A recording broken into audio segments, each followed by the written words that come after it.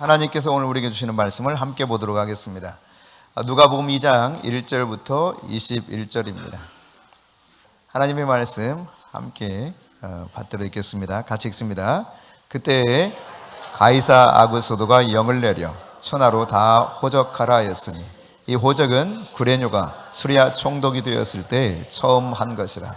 모든 사람이 호적하러 각각 고향으로 돌아가매 요셉도 다윗의 집 족속이므로 갈릴리 나사렛 동네에서 유대를 향하여 베들레헴이라는 다윗의 동네로 그 약혼한 마리아와 함께 호적하러 올라가니 마리아가 이미 잉태하였더라. 거기 있을 그때의 해산할 날이 차서 첫 아들을 낳아 강보로 싸서 구유에 누였으니 이는 여관에 있을 곳이 없음이라라. 그 지역의 목자들이 밤에 밖에서 자기 양떼를 지키더니 주의 사자가 곁에 서고 주의 영광이 그들을 두루비춤에 크게 무서워하는지라. 천사가 이르되 무서워하지 말라. 보라, 내가 온 백성에게 미칠 큰 기쁨의 좋은 소식을 너에게 전하노라. 오늘 다윗의 동네에 너희를 위하여 구주가 나으셨으니 곧 그리스도 주시니라.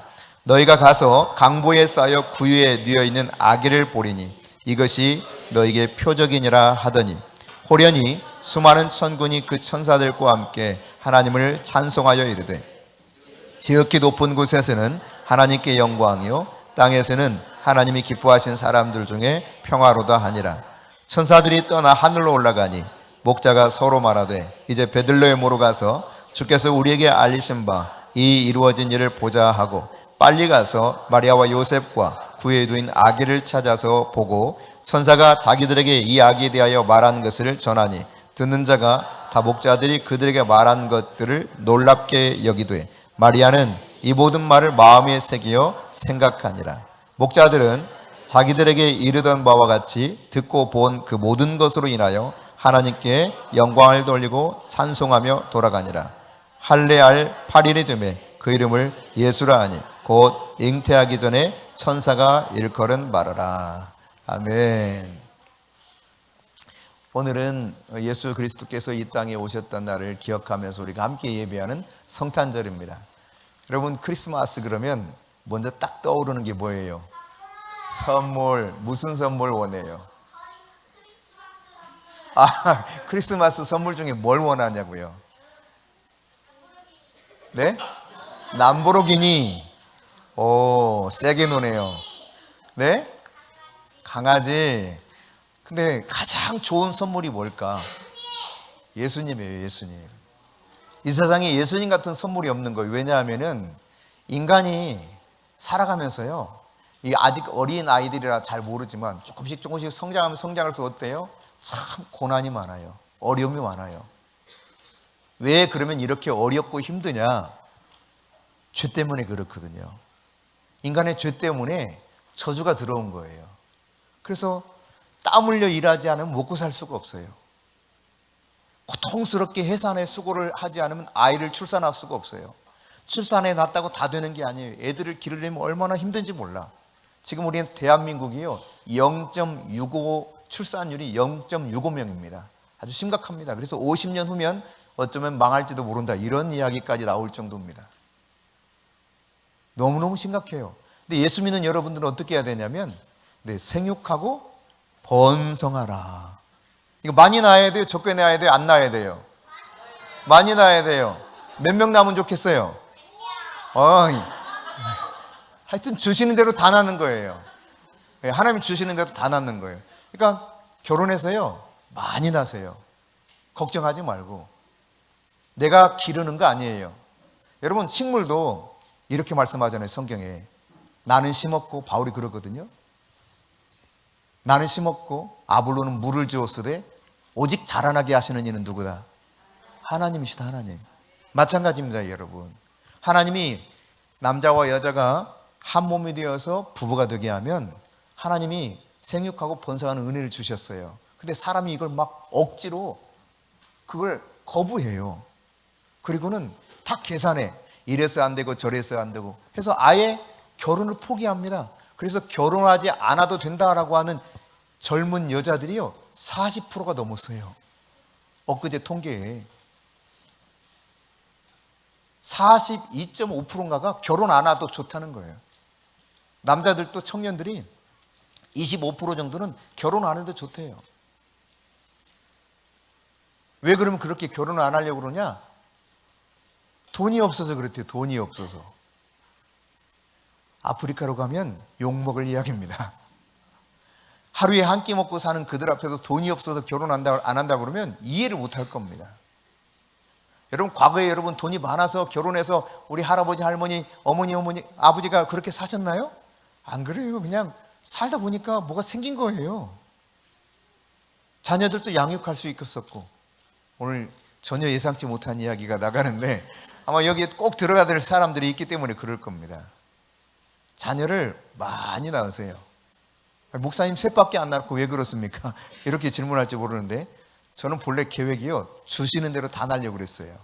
그랬다가 너무 많은가 싶어가지고 축구팀 하나만 만들자 해서 11명 이렇게 계획했다가 사람들이 그렇게 말하니까 다 이상하다고 그러더라고요. 그래서 그러면 축소 시켜가지고 최소한 그러면 나는 5명은 낳아야 되겠다. 농구팀 하나는 해야지. 뭐 이랬었거든요. 그랬다가 왜 셋만 낳느냐? 하나 낳을 때마다 어제 이제 최 목사님 설교하실 때도 잠깐 언급했지만 목숨을 걸고 낳습니다. 애를 출산 안 하면 죽는다 그랬거든요. 다 낙태를 시키기를 원했어요. 대학병원에서도 눈 감아줄 테니 낙태시킵시다. 아이를 임신했는데 그냥 아이 낳지 않고 수술해서 애를 말하자면 죽게 만드는 거예요. 대학병원에서 이게 불법인데도 불구하고 목사님 해드릴게요. 이거 죽습니다 이러면. 산모도 죽고 아이도 죽습니다. 근데 그 가운데 셋을 그냥 낳은 거예요. 이게 너무 눈치 보여가지고 사실은 처가의 눈치 보이고 교회의 눈치 보이고, 그때 당시는 하나나 잘 기르자 그랬거든요. 아들 딸 구별 말고 하나나 잘 기르자. 이게 국가적인 표어였어요. 표어. 막 매일매일 방송에서 나왔습니다. 근데 아주 미련한 정책을 펼친 거죠. 그래서 저희 애들 셋을 데리고 식당에 들어가면 사람들이 시선이 다 싸늘했어요. 원숭이 보듯 했습니다. 실제 그랬어요. 실제로. 아무리 못 낳아도 여러분 셋은 낳아야 돼요. 둘밖에 못 낳네요. 어떡하죠? 네, 하나 하여튼 만드세요 그냥. 만들어야 돼요. 하나라. 최소한 셋은 낳아야 돼요. 그래야 본전 이상하지. 네? 셋을 낳아야 공동체를 이해할 수 있게 됩니다. 공동체. 공동체가 이런 거구나. 드디어 깨닫기 시작해요. 둘까지는 그래도 괜찮아 기르는데 셋을 길러보면 이 공동체를 자기들이 알아가기 시작해요. 최소한 셋은 낳아. 하여튼 뭐 20을 낳든 100을 낳든 모르겠는데 하여튼 낳을 수 있는 애도 낳으세요. 예? 세아야 알았지?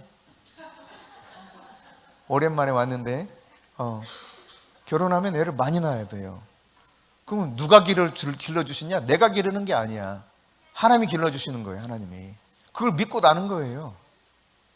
과거에도 그랬고 지금도 그렇습니다. 여러분. 네. 오늘 예수님의 탄생 이야기입니다. 예수님 탄생 이야기인데 오늘 여기 보니까 예수님이 태어났을 때 맨 처음 어떤 상황이었는가를 성경에서 가르쳐주는 유일한 곳이 바로 이 누가복음입니다. 누가복음에서 예수님이 태어났을 때 상황을 우리들에게 가르쳐주거든요. 근데 가이사 아구스도가 영을 내렸다는 거예요.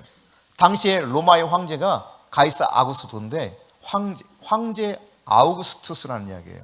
그러니까 가이사 아구스도가 명령을 내려가지고 지금 지배하고 있는 모든 식민지를 포함해서 로마 제국 안에 있는 모든 백성들은 다 호적하라 이렇게 명령을 내린 거예요. 당시 호적을 안 하고 산 사람들이 많았어요. 근데 왜 호적을 하고 그랬느냐? 사실은 세금을 걷어들인 거죠. 조세의 목적이 컸던 겁니다. 그런 명령이 내려졌을 때가 유대에서는 누가 다스리고 있었느냐? 총독으로 구레뇨라고 하는 사람이 구레뇨가 다스리고 있었던 때입니다. 근데 여기 보니까 뭐라고 되어 있냐면 성경에 이 호적은 구레뇨가 수리아 총독이 되었을 때 처음 한 것이라 라고 되어 있는데 역사가들은요, 이게 성경을 연구하는 학자들은 이게 잘못됐다는 거예요. 엄밀한 의미에서는 이 번역이 그렇게 보일 수 있습니다. 왜냐하면 구레뇨가 수리아 총독이 되었을 때는 예수님이 태어나시고 나서 10년 후야. 그러니까 구레뉴가 총독이 되었을 때 처음 이 호적을 한 것이라고 말하면 이게 안 맞는 거죠. 이 처음이라고 하는 단어, 이 단어가 프로토스라고 하는 단어입니다. 이 프로토스라고 하는 것은 먼저, 처음 이런 의미로 번역되는 단어인데, 다시 말해서 먼저, 그러니까 이 구레뇨가 총독이 되기 전에 그런 뜻입니다. 그래서 요한복음 1장 15절에 보면 이렇게 기록하고 있어요. 같이 읽어볼까요? 시작!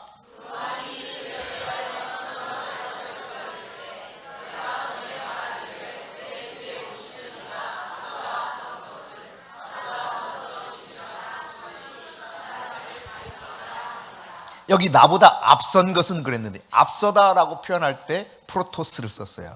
그러니까 예수님에게 호적을 해야, 그러니까 예수님이 아직 태어나기 직전이죠. 그때 호적하라 이렇게 명령을 내렸을 때는 로마 황제는 아구스토스였고, 그리고 아직 구레네오가 총독이 되기 전에 그런 뜻입니다. 그러니까 총독 되기 전 그 상황 속에서 이 명령이 내려졌고, 모든 사람들이 다 호적하러 이제 고향으로 가는데, 예수님의 육신의 어머니인 마리아와 요셉도 고향으로 갔는데, 그들의 고향은 어디였냐면 베들레헴이라는 곳이에요. 어디라고요? 베들레헴. 베들레헴. 다시 한번 해서 베들레헴. 베들레헴은 무슨 뜻일까? 떡집이 떡집. 빵집이라고 해도 맞는 말인데, 정확하게 말하면, 우리식으로 말하면 떡집이에요. 떡집. 서양식으로 말하면 떡빵집이죠. 빵집. 이 베들레헴에서 태어납니다. 가보면 아시지만 아직도 조그마한 그런 도시예요. 그 당시는 더 적었겠죠. 예수님이 태어났다고 해가지고 사람들이 막 몰려서 와서 거기 이제 성지 순례도 하고 그러니까 그렇지, 그 당시는 더 작은 마을이었을 거예요. 이런 베들레헴에 태어나게 되는데, 왜냐하면 요셉의 고향이 거기였기 때문이었고, 여기가 바로 또 누구의 고향이기도 했느냐? 혹시 아는 사람 있어요? 다윗의 동네였어요. 다윗의 동네. 누구의 동네였다고요? 이스라엘의 위대한 왕이었던 다윗의 동네가 이 베들레헴이었습니다. 그런데 이렇게 요셉이 가이사 아구스도의 명령 때문에 호적하러 갔는데, 마침 이때 이 마리아가 애를 출산할 때가 다 돼가지고 마침내 아기 예수를 출산한 겁니다. 그런데 여러분, 이 상황이 어떻게 됐느냐? 사실 이 명령이 아니었다면 아마 고향으로 안 와도 됐을 거예요. 그런데 명령 때문에 할 수 없이 고향으로 왔는데, 와서 곧장 먼저, 호적보다 먼저 한 게 뭐냐? 출산하게 된 거예요. 출산. 그런데 이 내용이요, 미가 선지자 그가 예언했던 말씀이기도 합니다. 미가서 5장 2절에 보면은 그렇게 말씀하고 있어요. 유다 족속 중에 베들레헴 에브라다야, 네가 작을지라도 이스라엘을 다스릴 자가 너에게서 나온다. 즉 예수님이 이 베들레헴에서 태어난다는 거예요. 아주 작은 마을인데, 그래서 유명해진 세상 온 천하에 베들레헴을 모르는 사람이 없어요. 베들레헴에 대해서 다 들어봤어요. 거기서 온 세상을 다스릴 왕이신 예수님이 태어났기 때문에 그렇습니다. 근데 이 예언의 말씀을 미가가 했는데, 신기하게도 미가가 예언한 말씀이 어떻게 성취될 수 있었다고요? 그 당시 최고의 권력을 쥔 로마 제국의 황제인 아구스토의 명령에 따라서 어쩔 수 없이 호적하러 왔던 결과가 이렇게 된 겁니다. 여러분, 하나님의 통치 방법은 아주 기기묘묘해요. 하나님이 행하시는 일이 얼마나 놀라운지 몰라요. 그러니까 세상을 다스리는 것이 가이사 아구스도가 다스리고 있는 것 같아요. 그리고 구레네 총독이 이 유대 땅을 다스리고 있는 것 같아요. 나중에 헤롯 대왕이 뭐 유대를 다스리고 있는 것 같은데, 실상은 여러분, 누가 과연 세상을 통치하시는 분이냐? 하나님이 하신다는 이야기입니다. 하나님이 선지자를 통하여 말씀하셨던 것처럼 실제로 그 일이 일어나게 만드는 하나의 도구로 가이사 아구스도를 사용한 거예요. 호적하도록 너 명령해 하니까, 이거 조세를 걷어야 되겠다는 마음을 가지고 호적해라 명령했는데, 그것으로 인해 이렇게 되었다 이 말이에요. 여러분, 그러니까 다른 그 표현으로 말하면, 우리가 이 세상을 살아갈 때 말이죠, 우연이 있을까 없을까? 우연이 하나도 없어요. 우연이. 어쩌다 우연하게 지금 여기에 어떻게 연결이 돼가지고 여기 온 것 같지만 전혀 그렇지 않아요. 하나님의 놀라운 섭리 가운데 이 자리에 지금 있는 거예요. 내 인생은 어떤 것도 우연한 것이 없습니다. 가이사 아구스도의 명령을 통해서 세상을 통치하는 분이 누군가를 보여주고 있는 것입니다. 인구조사를 했기 때문에 베들레헴으로 와서 사람들이 얼마나 많이 왔는지 숙소가 가득가득해서 숙소를 찾을 수가 없어. 잠을 잘 곳이 없는 거예요. 그래서 늦게 도착한 이 요셉과 마리아가 해산할 때가 다 됐는데 숙소를 찾을 수가 없는 거예요. 웃돈을 주고 숙소를 구하려고 해도 아마 웃돈 주려고 했을 거예요. 있기만 있으면. 근데 여러분의 남편이라면 지금 아내가 지금 출산하려고 하는데 숙소가 없어. 웃돈이라도 주고 숙소를 잡으려고 하겠어요? 아니면은 없으니 그냥 여기 땅바닥에 길거리에 자야 되겠네 이러겠어요?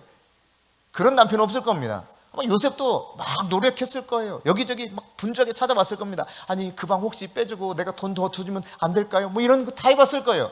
다 노를 한 거죠. 여관도 없고 인간의 마음속에도 주님이 들어갈 곳이 없는 거예요. 단 한 칸 방도 없고요. 단 한 사람의 마음의 속에도 예수님이 들어갈 수 없는 상황, 바로 예수님이 태어났던 그때의 시대적 상황이요, 사람들의 마음의 그런 형편이었다고 하는 이야기입니다. 어쩌면 오늘 이 시대에 교회를 다니지만 내 안에 예수님이 들어올 수 없는 심령이 된 상태가 있을지도 모릅니다. 마치 길가에 떨어진 씨앗처럼, 마음밭이 길가처럼 아주 딱딱하면 예수님이 아무리 들어오고 싶어도 내 마음이 딱딱해서 들어오지 못하는 상황이 될 수도 있다는 이야기죠. 받아들이지 않는 거죠. 실상 밀어내는 거죠. 이 시대가 그랬습니다. 오늘도 그런 사람들이 많이 있으리라고 생각합니다. 그래서 이제 요셉이요, 참 다양하게 막 분주하게 쫓아다니면서 어떻게 해서라도 자기 아내 이 마리아가 출산하는데 조금이라도 편하게 해주고 싶은데 안 되는 거예요. 그래서 할 수 없이 찾았던 곳이 하나가 어디냐면 짐승의 우리간이 우리간. 그냥 쉽게 말해서 마구간이에요. 짐승이 거기 먹고 똥 싸고 자고 하는 그 마구간에서 이렇게 하룻밤을 지내게 됩니다. 근데 그날 출산하게 되는 거예요. 아기 예수님이 태어난 겁니다. 태어났는데요, 강보로 이렇게 둘둘둘둘 말아요. 준비된 게 없어서. 그 강보로 말아가지고 어디 누이긴 누여야 되는데 누일 데가 없어. 그래서 어디 누였다고 해야 되느냐? 여러분 읽었을 때 뭐라고 되어 있어요? 성경에 구유에 누였대요. 구유. 말구유라고는 되어 있잖아요. 구유예요. 구유. 네. 이 이스라엘은 말은 별로 없습니다. 네. 소, 낙타, 나귀, 노새 이런 것들은 있는데 말은 거의 없어요. 그냥 우리가 흔히 말구유 이러는데 짐승의 구유예요. 구유. 네. 짐승의 먹이통, 밥그릇, 소나 낙타나 노새나 이런 것들이 먹는 먹이, 밥그릇에, 짐승의 밥그릇에 예수님이 누워 계시는 거예요. 이런 상황 속에 이제 하늘에서 하나님께서 이 소식을, 큰 기쁨의 좋은 소식을 알려주기 원했는데 누구에게 알려주면 좋을까 하나님이 고민을 좀 하셨을 거예요. 그러다가 제일 먼저 알려준 사람이 있는데 그들이 누구냐? 오늘 본문에 나타나는 목자들이었습니다. 누구에게 알려줬다고요? 목자들. 이 목자들이 밤에 추운데 계속 양들을 지키고 있습니다. 근데 이 양들을 지키고 있는 이 목자들에게 하나님께서 천사들에게 가서 이 소식을 알려주라고 했고, 천사들이 그에게 나타나서 이 이야기를 하죠. 깜짝 놀라죠.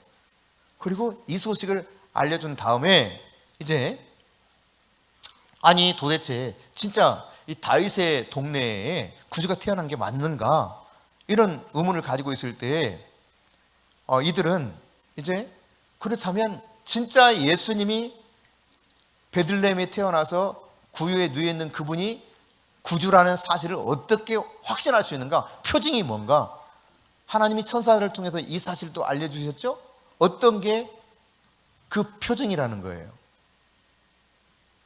구유에 누인 아이가 거기 있을 거다. 이게 그냥 천으로 둘둘둘둘 감아서 구유에 누워 있는 아기를 보면 그가 곧 내가 천사들을 통해서 너에게 말한 구주가 다윗의 동네 베들레헴에 태어난 그 사람이라는 걸 알아라는 거예요. 그리스도라는 사실을 알라는 이야기입니다. 네, 자 10절 말씀 한번, 오늘 본문 10절 말씀 같이 읽어봅시다. 시작. 천사가 이르되 무서워하지 말라.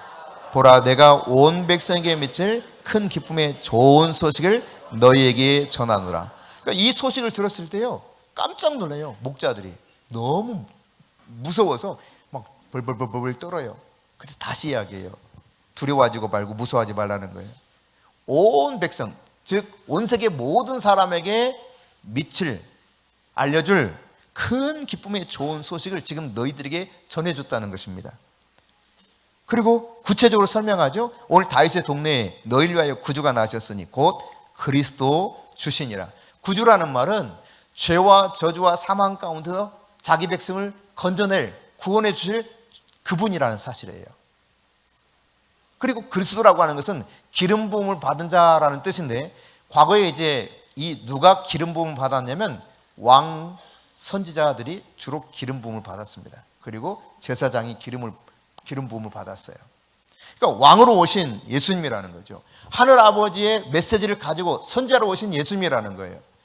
하나님과 사람 사이 문제가 생겨서 죄 때문에 불화 가운데 더 이상 하나님께로 나가지 못할 수 있는 그런 상황이 되었는데, 이제 큰 대제사장으로 오셔서 예수님이 하나님과 우리 사이의 중보자가 되어서 그 길을 열어주는 그분으로 오실 것이라는 사실을 지금 천사들을 통해서 이 베들레헴 근처에서 밤새도록 양떼를 지키고 있는 목자들에게 가르쳐주고 있는 것이죠. 그리고는 이제 수많은 천사들이요, 막 큰 소리로 찬양을 합니다. 찬양을. 그 찬송 내용이 뭐냐면 14절이에요. 자, 시작. 지극히 높은 곳에서는 하나님께 영광이요, 땅에서는 하나님 기뻐하신 사람들 중에 평화로다. 네. 영광과 평화예요. 하나님께는 영광, 땅에서는 평화.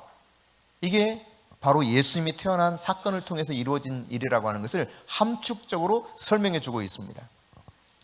여러분, 이 소식을 듣고 나서요, 이 베들레헴의 목자들은 어떻게 했을까요? 야, 우리 빨리 가보자. 어서 찾아보자. 이게 진짜인가 한번 가서 확인해 보자. 그리고 서둘러서 막 갑니다. 서둘러서 막 가요.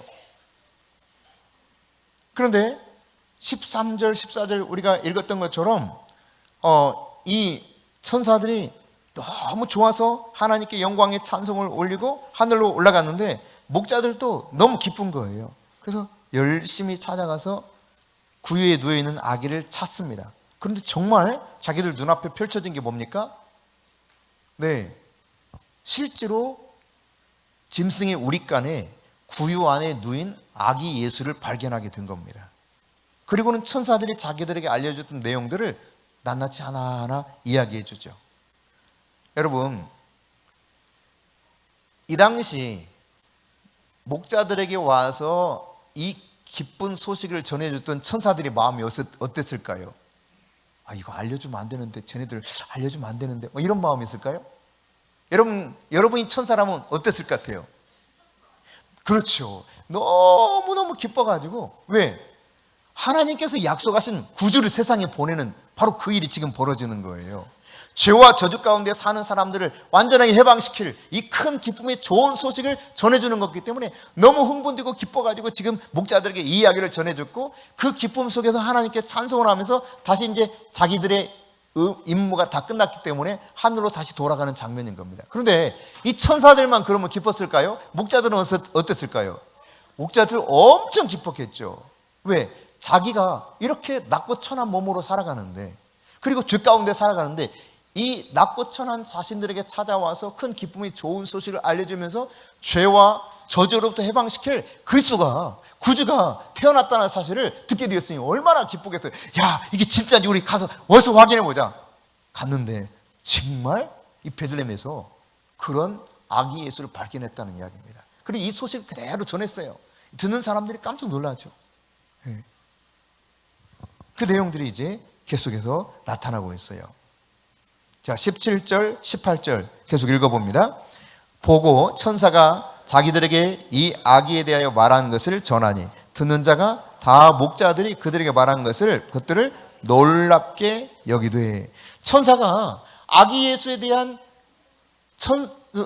목자들이 아기 예수에 대한 천사들로부터 들었던 이야기를 다 전했더니 이거 깜짝 놀랐다 이 말입니다. 그런데 마리아는 이 말을 마음에 새기고 생각했다 이렇게 이야기하고 있죠. 그런 다음 중요한 게 20절이에요. 20절 말씀 중요합니다. 자, 시작. 목자들은 자기들에게 이르던 바와 같이 듣고 본 그 모든 것으로 인하여 하나님께 영광을 돌리고 찬송하며 돌아가니라. 아멘. 여러분, 목자들은 천사들이 찾아와서 이 큰 기쁨의 좋은 소식을 알려주고 실제로 구유에 누인 아기 예수를 보기 전 그 목자와 지금 목자는 같은 사람이에요? 다른 사람이에요? 분명히 인간은 똑같아. 근데 이전의 목자와 지금의 목자가 완전히 달라져 버린 거예요. 큰 기쁨의 좋은 소식인 아기 예수를 전혀 몰랐던 상태에 있었던 자신들의 모습과 이제 아기 예수를 보고 깨닫게 되었던 이때의 상황은 완전히 다른 목자들이 되었다는 이야기입니다. 더 이상 죄나 저주 가운데 매여있는 사람이 아닐 뿐만 아니라 늘 나는 부족해, 나는 정말 낮고 천한 존재야, 이런 사람이 아닌 그런 새로운 사람으로 변화된 게 된 거예요. 여러분, 예수님은 왜 구유에 누이신 그런 분으로 낮고 천한 모습으로 오셨느냐? 왜 예수님이 태어났다는 이 소식을 하나님께서는 천사를 통해서 저 밖에서 지금 덜덜 떨면서 양을 치고 있는 목자들에게 이 기쁨의 소식을 먼저 알려줬느냐? 이 복음은 낮고 천한 자, 지극히 연약하고 부족한 자에게 먼저 알려지는 것이 이 큰 기쁨의 좋은 소식이라는 것, 즉 예수님이 오신 목적이 바로 여기 있다는 것을 알려주고 있는 것입니다. 그래서 여러분, 누가복음 4장에 보면 가난한 자에게 복음이 전하여진다 그랬거든요. 가난한 자에게. 푸토코스. 너무 가난해서요, 하루하루 먹고 살 수 없을 정도로 가난한 사람을 말해요. 여러분, 인간이 여유가 많으면 하나님을 마음으로 모셔드리지 않으려고 하는 못된 교만한 생각들이 꽉 차 있습니다. 근데 문제가 생기잖아요. 내가 해결할 수 없는 아픔과 고통과 질병과 문제가 생기면 인간은 지극히 마음이 낮아져서 가난해져. 정말 의지할 수밖에 없어요. 전능하신 그분의 도움이 뭔가 필요해. 그래서 하나님을 찾게 되는 동기가 되는 거예요. 근데 바로 그런 사람들을 위해서 예수님이 오셨다는 이야기입니다. 그리고 이제 목자로서 살아가는 저들이 이전에 그렇게 천한 사람이 아니라, 비록 인간적으로는 천한 그런 일을 하고 있을지 모르지만 이 엄청난 큰 기쁨의 좋은 소식을 가장 먼저 하늘 아버지로부터 천사를 통해 들은 복된 자가 된 겁니다. 그래서 여러분, 어떻게 했을까요? 이 목자들이 입 꼭 다물고 사람들에게 절대 이 이야기 알리지 않았을까? 만약 여러분이 그 소식을 들었다면, 처음 들었다면 어땠을 것 같아요? 오늘 아동 세례 받은 우리 시온이에게 한번 물어봐야 될 거예요. 시온아, 너한테 천사가 와가지고 예수님에 관한 이 태어난 소식을 제일 먼저 가르쳐줬어. 너는 조용히 입 다물고 아무한테도 안 알려줄 거야? 어떻게 할 것 같아요? 그래요. 그러겠죠, 당연히. 이런 목자들도 그랬을 겁니다. 절대 가만히 있을 수 없었을 겁니다. 자기가 지금 보고 듣고 했던 모든 이야기, 즉 구주가 베들레헴에 미가 선지자가 예언했던 말씀처럼 진짜 오셨어. 그 표징이 뭔데? 이렇게 하나님께서 천사를 통해 우리에게 이렇게 말씀하셨는데 진짜 가보니 그러더라. 그리스도야, 그분이. 이거는 그냥 열심히 전했을 거예요. 이전의 사람이 아니었다는 이야기입니다. 그러니까 예수님을 만난 사람은 결코 이전의 사람이 될 수가 없어요. 내가 예수가 누구인가를 알았다 그러면 더 이상 옛 사람으로 살아갈 수 없는 것입니다. 예수 그리스도에 대한 증인으로 살게 되는 것입니다. 목자들이 그랬을 겁니다. 여러분도 마찬가지의 삶을 살아야 됩니다. 특별히 오늘 세례를 받은 정순상, 정대진 성도님, 그리고 아동 세례를 받은 우리 시온이, 유아 세례를 받은 우리 두 아이의 부모님들, 정말 하나님이 어떤 분인가를 알고 예수 그리스도가 어떤 분인가 알았다면 그냥 계속 우리 시온이가 그렇게 표현했나요? 나불나불 한다고? 뭐라고 그랬어요? 예? 떠벌리고 다닌다. 막 떠벌리고 다니겠죠. 내가 알고 있는 사실에 대해서. 여러분, 그런 준비 되어 있습니까? 네. 여러분을 이 땅에 오셔서 십자가의 사건을 통해 구속해 주신 예수님은 바로 이 소식을 전하라고 한 거예요. 이게 큰 기쁨의 좋은 소식이라고 하는 거예요. 구주다, 내가 그리스도야, 메시아야. 인생의 모든 문제를 완전하게 해결한 나야, 나. 이거 좀 전할래? 하는 거죠. 오늘 여기 함께한 예비한 모든 우리 성도들이 이 큰 기쁨의 좋은 소식으로 인해서 죄와 저주로부터 자유함을 얻을 뿐만 아니라 모든 묶임으로부터 해방을 받으시고 이 기쁨의 좋은 소식을 다른 이들에게도 전하는 증인된 삶을 사실 수 있기를 축복합니다.